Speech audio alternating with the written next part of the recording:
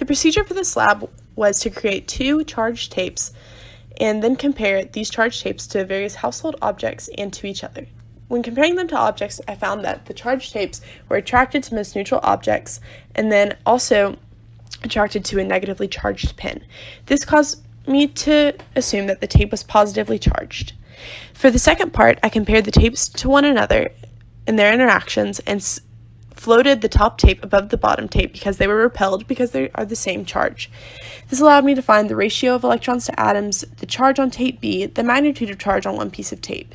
It also allowed me to find the number of electrons, the ratio of electrons to atoms, and the electrical field of the tape. The physics principles that are involved are electrical fields, electrical and gravitational forces, and excess charge.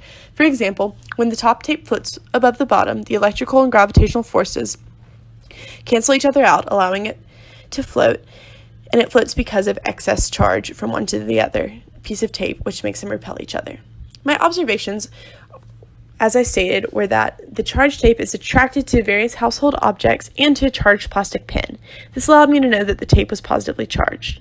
The model to the right shows the free body diagram where the force due to gravity and the force from the electrical force are balanced out. This is shown for the point charge for the top piece of tape because the tape is floating because these forces balance each other out. The length of the tape was 20 centimeters. The mass of that tape was 0.002 kilograms, which I calculated through the density. The distance between the pieces of tape when floating was 1 centimeter. Full disclosure, the tape did not completely float, as it was shown in the lab report. However, the top tape did move and held a sustained movement similar to floating, just for only one piece of the tape when at 1 centimeter. The charge of the tape was positive. The force due to gravity was negative 1.96 times 10 to the negative 3 newtons, which is the absolute value of that is equal to the electrical force.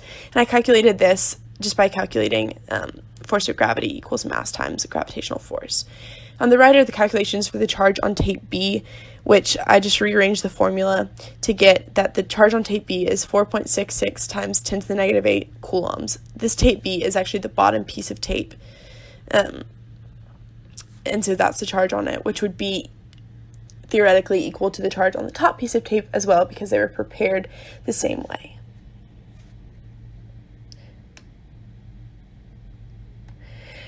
More data and calculations. The number of electrons on the tape are 2.9 times 10 to the 11th. The number of atoms on the tape are 2 times 10 to the 9th atoms, and I calculated both of these in a similar manner. To find the number of electrons, I divided this charge of the tape by the charge of each electron, which got me the value. And to find the number of atoms, I used this ratio of atoms per length of tape to find the number of atoms on the tape. And then the ratio of electrons to atoms was 145.9 electrons to atoms. However, this seems wrong because I know that the tape is positively charged, which would cause me to believe that there should be deficient electrons. I'm not sure where the error really appeared, and I think it was just due to experimental error.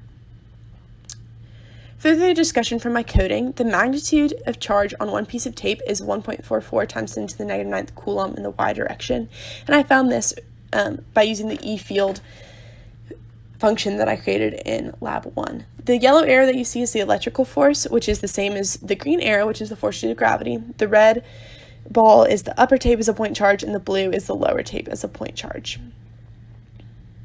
The analysis of this from the questions that we were given.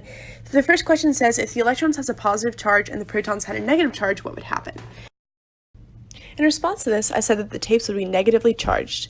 This is because they would be prepared the same way as in the original experiment, and in the original experiment they had a positive charge. So if the charge of electrons and protons were flipped, then the tapes would be negatively charged. They would still attract to neutral objects and repel from each other, because they would still have the same charge as one another, so they would repel, and different charges from the neutral objects they would attract. You should handle the charged tapes as little as possible because the excess electrons can stick to your hands or other objects or get moved around on the tape, which can muddle your results.